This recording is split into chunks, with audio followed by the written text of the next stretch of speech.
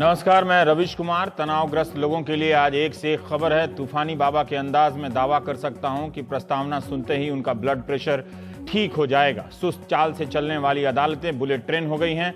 18 साल से जिस मुकदमे में सजा का इंतजार हो रहा था, चंद मिनटों में बरियों के बरी। सल्तनते बरी के बादशाह सलमान खान बरी होकर बाहर आ गए। हमने और बाकी मीडिया ने इस मसले में इंसाफ वगैरह को लेकर काफी बहस की और इसी के साथ उन तमाम बहसों की भी करारी हार होती है। गवाहों को डराने, धमकाने और भगाने के वे सारे किस्से अब किसी परी लोक की दास्तान में शामिल होते हैं। गरीब आदमी इंसाफ के सुनहरे ख्वाब को देखता रहे। लोकतंत्र में उम्मीद ही वो किरण है जो दिखती किसी और की छत पर है, गिरती किसी और के आंगन में है। अब हम यहां से अपनी कथा का ट्रैक बदल देते हैं। 35% युवाओं से भारत की आबादी की 65% जगह भर गई है। फिर इस देश में 20-22 साल के नौजवान यही सोचने में 30-40 साल लगा देते हैं कि यार पॉलिटिक्स में जाएं या नहीं जाएं, क्या होगा पता नहीं, मम्मी क्या बोलेंगी और डैडी क्या कहेंगे।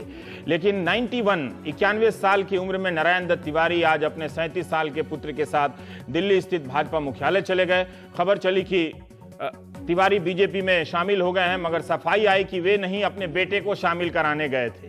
बीजेपी ने सफाई न दी होती सूत्रों के हवाले से तो 91 साल की उम्र में तिवारी दल बदल कर रिकॉर्ड बना देते। कुछ समय पहले तक अपने पुत्र को लेकर सोनिया गांधी से मिलते रहे। तिवारी अमित शाह से मिलाए। 2 राज्यों के मुख्यमंत्री रहने वाले वे अकेले कांग्रेसी नेता हैं। भले ही तिवारी ने बीजेपी की सदस्यता ना ली हो, लेकिन ऐन चुनाव के वक्त कोई नेता दूसरी पार्टी के राष्ट्राध्यक्ष के घर कॉफी पीने नहीं जाता है। उन्होंने सदस्यता फॉर्म भले ना भरी हो, मगर बेटे की खातिर वे कांग्रेस की काया से निकलकर बीजेपी की काया में प्रवेश कर गए। राजनीतिक काया प्रवेश के इस मौके पर बीजेपी के राष्ट्रीय अध्यक्ष अमित शाह पुष्प गुच्छ लेकर मौजूद थे। कहीं दूसरी सफाई ये ना आ जाए कि रोहित ही नारायण दत्त तिवारी को लेकर गए थे, बीजेपी ने उन्हें नहीं बुलाया था। 6 साल तक मुकदमा लड़कर नारायण दत्त तिवारी को पिता के रूप में प्राप्त करने वाले रोहित शेखर भी बीजेपी में शामिल हो गए। रोहित ने तमाम मान्यताओं को अपनी इस लड़ाई से तोड़ा है और मां और पुत्र के लिए उस पिता से अधिकार हासिल किया जो आज बीजेपी के मुख्यालय में अमित शाह से पुष्प गुच्छ रिसीव करते हुए दिखाई दिए।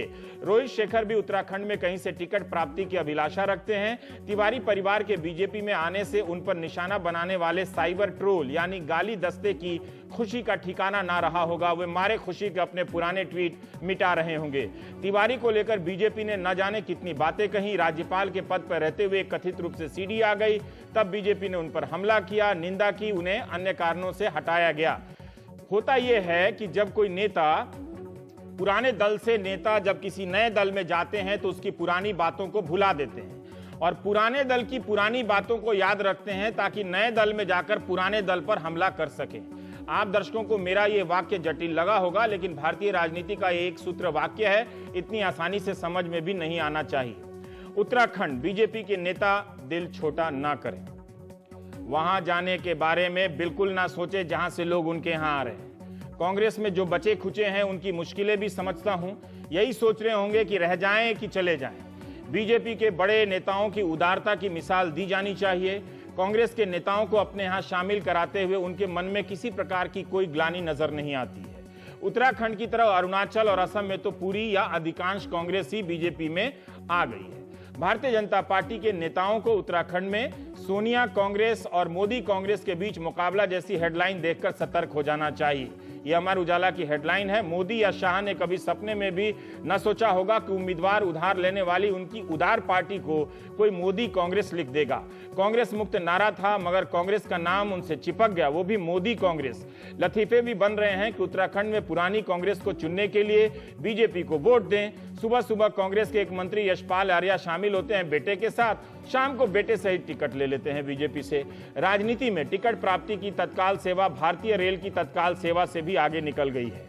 बीजेपी ने जिन 64 उम्मीदवारों के नाम जाहिर किए उत्तराखंड में, उनमें से 14 दूसरे दलों से आए हुए हैं। राजनीति में परिवारवाद पर सबसे ज्यादा अटैक बीजेपी करती है, यह उसका मुद्दा है, मगर उसके भीतर न सिर्फ परिवारवाद पनप रहा है, बल्कि वो बाहर से भी परिवारवाद का आयात कर रही है। उत्तराखंड में तो 2-2 परिवारों का कांग्रेस से आयात हुआ है। पहले भी एक पंत परिवार का आयात हो चुका है। उत्तराखंड बीजेपी के भीतर के परिवारवाद की सूची प्रस्तुत कर रहा हूं। पहले नंबर पर आता है टिहरी का राज परिवार, फिर खंडूड़ी परिवार, उनकी बेटी को टिकट मिला है।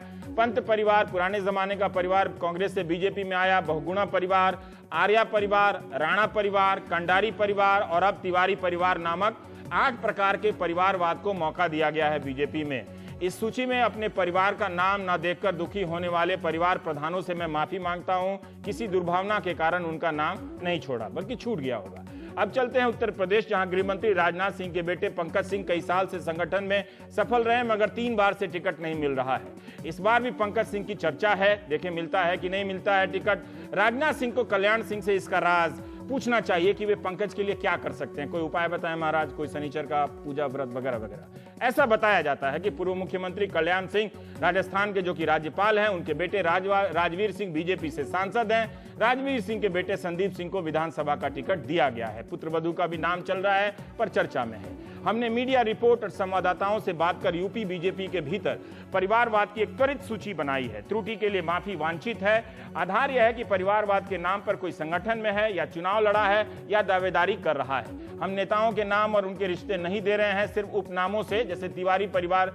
इस तरह से सूची बनाई है जो अब निम्नलिखित है। संत कबीर नगर से त्रिपाठी परिवार, अलीगढ़ बुलंदशहर इलाके से कल्याण परिवार, बरेली में गंगवार परिवार, लखनऊ में टंडन परिवार, कल्याणपुर में कटियार परिवार, प्रधानमंत्री के संसदीय क्षेत्र में भी कई परिवार, चुलबुल सिंह का परिवार, वाराणसी कैंट से श्रीवास्तव परिवार की तीसरी पीढ़ी दावेदारी करी है। गाजीपुर में राय परिवार, कृष्णानंद राय की पत्नी है जो चुनाव लड़ी हैं। वाराणसी भाजपा संगठन में कपूर परिवार। आगरा की तरफ बाह में राजा दमन सिंह की पत्नी प्रक्षालिका सिंह। राजा दमन सिंह को 2 दलों की सरकार में मंत्री बनने का सौभाग्य प्राप्त हुआ है। देवरिया से सांसद सेंटर में मंत्री कलराज मिश्र के पुत्र अमित मिश्रा लखनऊ से टिकट मांग रहे हैं। इस तरह से मिश्रा परिवार का उदय होता है। कांग्रेस से बीजेपी में आई रीता बहुगुणा जोशी भी अपने बेटे के लिए टिकट मांग रही हैं, इसलिए एक और बहुगुणा परिवार उत्तराखंड में है तो यूपी में उदय होता है। मुरादाबाद के सांसद सर्वेश सिंह अपनी पत्नी और बेटे के लिए टिकट मांग रहे हैं। बांदा के सांसद भी अपने भतीजे के लिए टिकट मांग रहे हैं। जो जिनका नाम छूट गया है वो ये ना समझे कि वो टिकट ना मांग रहे हैं। कुल मिलाकर हम 12-13 परिवारों तक ही पहुंच पाए। आप कहेंगे कि परिवारवाद तो सभी में है, फिर बीजेपी के परिवारों की लिस्ट क्यों की? ये एक तरफा है, ये सवाल वाजिब है, क्योंकि बीजेपी मानती रही है कि इस मामले में उसे नैतिक श्रेष्ठता हासिल है। अमित शाह जिस पद पर हैं, राष्ट्रीय अध्यक्ष के जिस पार्टी के, वहां परिवारवाद के कोटे से आज तक कोई नहीं पहुंचा है।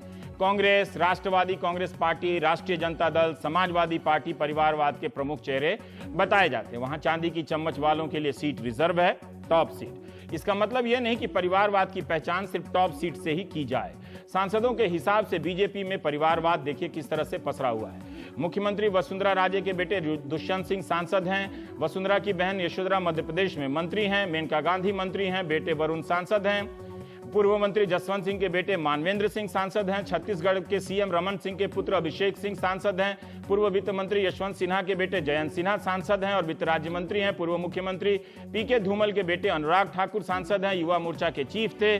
पूर्व मुख्यमंत्री साहेब सिंह वर्मा के पुत्र प्रवेश सिंह वर्मा सांसद हैं। प्रमोद महाजन की बेटी पूनम महाजन सांसद हैं, अब युवा मोर्चा की चीफ हैं। गोपीनाथ मुंडे की बेटी पंकजा मुंडे महाराष्ट्र सरकार में कबीना मंत्री हैं। कुछ नाम छूट गए हो तो माफी।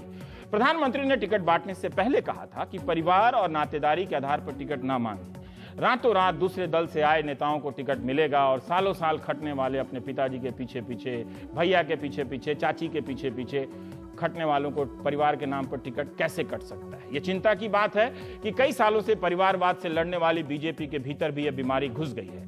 वैसे बीजेपी ने कांग्रेस, राजद जैसे परिवारवादी दलों पर हमला किया, मगर अपने सहयोगी दलों के परिवारवाद पर कभी हमला नहीं किया।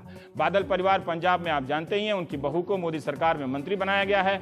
अकाली दल सरकार में पिता मुख्यमंत्री हैं, पुत्र उप मुख्यमंत्री हैं। ये परिवारवाद नहीं है शायद। महबूबा मुफ्ती भी परिवारवाद के कोटे से आती हैं, वो महत्वपूर्ण सहयोगी हैं। अब उनके छोटे भाई भी पीडीपी में शामिल हो गए हैं, चुनाव लड़ सकते हैं। शिवसेना में भी उद्धव ठाकरे को इसी कोटे से जगह मिली है। लोक जनशक्ति पार्टी में पासवान परिवार के क्या कहने, गजब गजब कहानी है। टीडीपी और केसीआर में भी पुत्रों ने पिता की पार्टी चलानी शुरू कर दी है। वंशवादी राजनीति पर रिसर्च करने वाले न्यूयॉर्क यूनिवर्सिटी के प्रोफेसर कंचन चंद्रा ने लिखा है कि संसद में 66% पार्टियां परिवारवादी हैं। कांग्रेस के 44 सांसदों में से करीब 20-21 सांसद परिवारवादी वंशवादी पृष्ठभूमि से आते हैं। हारते हारते भी कांग्रेस में परिवारवाद नहीं हारा, लेकिन जीतते जीतते बीजेपी में परिवारवाद की अमर बेल फैल गई है। कंचन चंद्रा के अनुसार बीजेपी के 15% सांसद परिवारवादी हैं। मौजूदा लोकसभा के सभी दलों को मिलाकर 22% सांसद परिवारवादी होते हैं। हिसाब ठीक किया है तो मतलब हुआ 100 से अधिक सांसद। मोदी सरकार में 24% मंत्री ऐसे हैं जो पारिवारिक पृष्ठभूमि से हैं। बीएसपी में स्वामी प्रसाद मौर्य को निकालते वक्त मायावती ने कहा कि वे अपने परिवार को बढ़ावा दे रहे थे, इसलिए निकाल दिया। अब बीएसपी में ने भी परिवारवाद का खूब पालन किया है, अलग अलग जगहों से दिया है। यूपी में हमारे सहयोगी रविश रंजन शुक्ला ने एक त्वरित शोध के आधार पर दिलचस्प सूची बनाई है। इससे पता लगता है कि कई इलाके परिवारों की चपेट में आ गए हैं। ये परिवार एक से अधिक दल में दखल रखते हैं। बीमार चल रहे वकार अहमद शाह बहराइच शहर से विधायक हैं, सपा सरकार में श्रम मंत्री रहे। इनकी पत्नी सईदा बहराइच से सांसद रहीं। इनका बेटा यासिर शाह सपा सरकार में ट्रांसपोर्ट पावर मिनिस्टर है। अब दूसरी ग्राफिक्स आजमगढ़ का बाहुबली यादव परिवार बताते हैं। बलराम यादव सपा सरकार में मंत्री रहे, सांसद भी रहे। बेटा संग्राम यादव अतरौलिया से विधायक। बसपा के नेता और पूर्व मंत्री नसीमुद्दीन सिद्दीकी बांदा से विधान पार्षद पहले भी मंत्री रहे हैं। उनके बेटे अफजाल सिद्दीकी भी टिकटार्थी हैं। यह शब्द आजकल प्रचलित कम हो गया है, मगर टिकटार्थी हैं। खुद राजकिशोर सिंह सपा के हरैया से विधायक मंत्री रहे। इनका भाई डिंपल सिंह रुदौली से सपा के प्रत्याशी। गोंडा के कुंवर खानदान की कहानी पर तो सीरियल बननी चाहिए। कुंवर आनंद सिंह गौरा से सपा के विधायक, कैबिनेट मंत्री। इस बार वे सपा से अपनी जगह नाती के लिए टिकट मांग रहे हैं, मगर अपने बेटे कीर्तिवर्धन सिंह को बीजेपी से सांसद बना चुके हैं। सांसद कीर्तिवर्धन सिंह के चचेरे भाई विक्रम सिंह सपा से टिकट मांग रहे हैं। शिवपाल गुट होने के कारण इन्हें निर्दलीय लड़ने की नौबत आ सकती है। गोंडा के ही पंडित सिंह जो सपा के गोंडा सदर से विधायक हैं, कृषि कैबिनेट मंत्री, खुद तरफगंज से टिकट मांग रहे हैं और बेटे सूरज के लिए गोंडा सदर से मांग रहे हैं। अजय प्रताप सिंह लल्ला भैया कांग्रेस से करनाइलगंज से विधायक रह चुके, फिर उनकी बहन ब्रिज कुंवरी बसपा से करनाइलगंज से विधायक रही। अब लल्ला भैया बीजेपी ज्वाइन करके अपना या अपने बेटे के नाम से टिकटार्थी है। 3 दलों में दखल रखता है ये परिवार। मुजफ्फरनगर से बीएसपी से सांसद रहे कादिर राणा, इनकी पत्नी सईदा बेगम को बीएसपी से बुढ़ाना से टिकट मिला। भाई नूर सलीम राणा चरथावल से बीएसपी से ही टिकट मिला। बाकी भाई न जाने क्या कर रहे थे, उन्होंने टिकट क्यों नहीं मांगा। इसके अलावा भी ज्ञात अज्ञात परिवार हैं। मैंने इतनी लंबी लिस्ट इसलिए पढ़ी कि मैं थक जाऊं ये देखने के लिए कि आप जनता, मतदाता, दर्शक क्या इन नामों और परिवारों से कभी थकते हैं या नहीं। वैसे इस सूची को देखकर लगता है कि परिवारवाद का मुद्दा राजनीति में कानून की तरफ से समाप्त घोषित कर देना चाहिए। इससे बहुत समय बर्बाद होता है। हमने कई सहयोगियों से पूछा, सबने यही कहा कि किसी को इस बात से फर्क नहीं पड़ता कि परिवारवाद से राजनीति को नुकसान होता है। जिन दलों में परिवारवाद नहीं है वहां भी एक ही नेता है, प्रतिभाएं वहां भी नजर नहीं आती हैं। बाकी सब नेता के लिए लाउडस्पीकर का काम करते हैं। तो हम प्राइम टाइम में बात करेंगे। सुनीता आयरन जी हैं जो वरिष्ठ पत्रकार हैं और इनकी एक किताब भी है the dynasty born to rule. तो वो बता देंगे किससे छपेंगे, क्योंकि मैं जिस किताब का नाम लेता हूँ कोशिश यही करता हूँ कि प्रकाशक और कीमत का भी बता दी जाए ताकि दर्शक बाद में परेशान ना करें। तो ये जवाब देते हुए आप इस बात का जवाब दीजिए कि आप अपने रिसर्च के दौरान जब लोगों से मिल रही थी तो उन नेताओं में क्या इस बात को लेकर शर्मिंदगी थी कि हाँ वो परिवारवाद के नाम पर टिकट लेकर आसानी से विधायक बन गए, सांसद बन गए, या अपने सहयोगी कार्यकर्ताओं का हक मारा? देखिए, मेरा जहाँ तक ख्याल है परिवारवाद जो एक इशू है वो कभी कभी एक पॉलिटिकल इशू बनता है।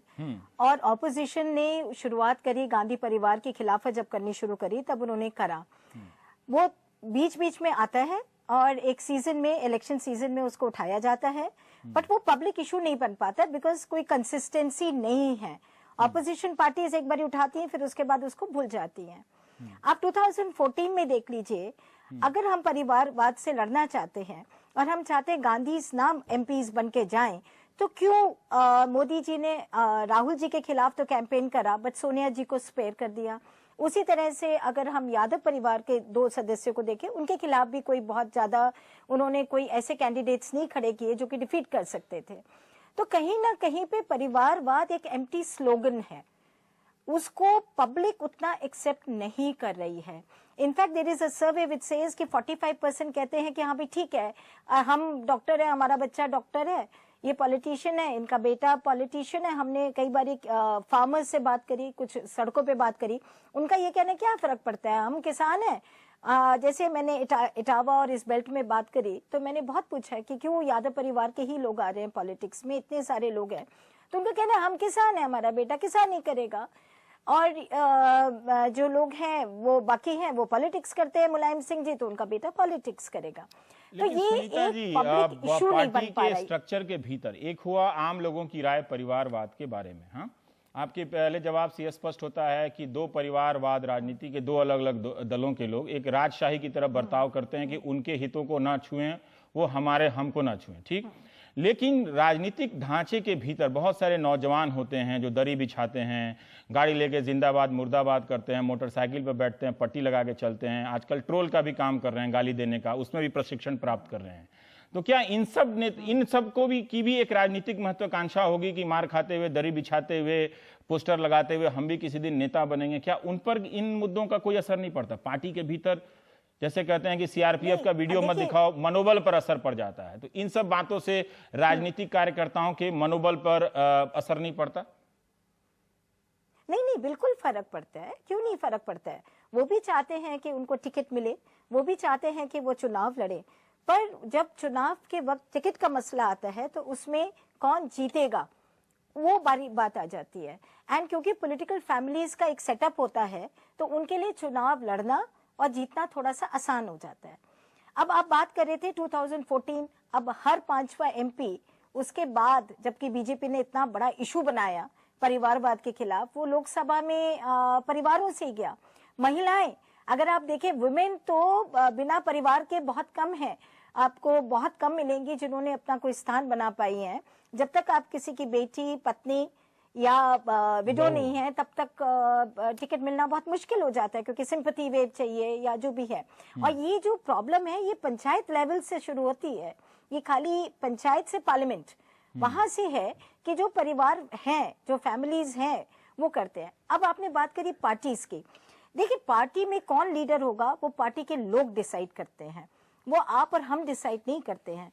अगर कांग्रेस किसी भी वजह से खाली गांधी परिवार को ही रखना चाहती है, उनके अपने रीजंस हो सकते हैं, तो मेरा जहां तक ख्याल है कि जो ऑपोजिशन है, जैसे बीजेपी है जिसने परिवारवाद को एक मुद्दा बनाया, उनको लगातार उससे लड़ना चाहिए। जेटली जी ने कहा था कि सरनेम की पॉलिटिक्स खत्म हो जाएगी। आपको लगता है कि बहुत दिनों तक, मतलब बीजेपी में भी परिवारवाद रहा है, हल्का फुल्का रहा है, इधर उधर दिखता रहा पैचेस में, लेकिन इस तरह से ऐसा लग रहा है कि बाढ़ आ गई हो और अब एक आयात की नीति अपनाई जा रही है कि इंपोर्ट किया जाए परिवारवाद को। जैसे बहुगुणा जी आ रहे हैं तो बोनस में बेटे को भी ला रहे हैं, बहन को भी ला रहे हैं, तो इस तरह से तिवारी परिवार, पंत परिवार, इस तरह से परिवारवादों का आयात भी होने लगा है। ये क्यों हो रहा है? ये तो बीजेपी को नहीं करना चाहिए। बिल्कुल नहीं करना चाहिए, क्योंकि उन्होंने एक इशू बनाया, बाकी पॉलिटिकल पार्टीज ने इशू नहीं बनाया। समाजवादी पार्टी उसको इशू नहीं बना रही है, कांग्रेस उसको इशू नहीं बना रही है, खाली बीजेपी उसका एक मुद्दा बना के चलते हैं। फिर उनको तो बिल्कुल उसको अलाउ नहीं करना चाहिए। बट उनका एक और परिवार भी है जहां से लोग आते हैं, वो आरएसएस का परिवार है, संघ परिवार। और अगर आप देखें तो आरएस संघ परिवार से बहुत लोग गए, और मेरा जहां तक ख्याल उस पीरियड में संघ परिवार लोगों की फैमिलीज भी नहीं होती थी। बट जहां जहां पे जब नेता पोजीशन में होते हैं, जैसे कल्याण सिंह जी वो पोजीशन में थे, उनके बेटे को मिल जाएगा। बट अगर आप वर्कर हैं या आप एक एमएलए हैं तो मिलना उतना आसान नहीं होता है। तो फिर क्या करना चाहिए? जहां पर कल्याण सिंह परिवार है, जहां पर पंत परिवार है, वहां पे कार्यकर्ताओं को कोई पार्टी ना ज्वाइन करना चाहिए? देखिए, आपने कहा कि इन परिवारों के पास संसाधन होते हैं, सेटअप होते हैं, लेकिन उन्हीं जिलों में या क्षेत्र में ऐसे भी परिवार होते हैं जो अच्छे होते हैं, प्रतिभाशाली होते हैं बोलने में भी, और उनके पास संसाधन भी ठीक ठाक होता है। तो ये बहाना भी पूरी तरह से सही नहीं लगता कि चूंकि उनकी एक फैमिली बैकग्राउंड रही है और जनता, मतलब कि राजतंत्र हमने स्थापित कर दिया है क्या यहाँ पर कि वो इतनी सरकारों को बदल देती है, इतने नेताओं को बदल देती है, लेकिन ये जिलों में, गढ़ों में, यहाँ वहां परिवारवाद कैसे बच जाते हैं? तो पार्टियां थोपती हैं ना एक तरह से अपने कार्यकर्ताओं के नेतृत्व को कुचल कर, वो उनको मार दिया जाए ताकि वो जिंदगी भर दरी उठाएं और आजकल ट्रोल बनकर गाली दें, यही करते रहें, नेता ना बने, यही ना? नहीं, बिल्कुल, ये तो एक सबसे बड़ी चिंता की बात है। बट जब तक पब्लिक अवेयरनेस नहीं होगी, जब तक पब्लिक उसको खिलाफ नहीं समझेगी, तब तक वो नहीं रुक सकता है।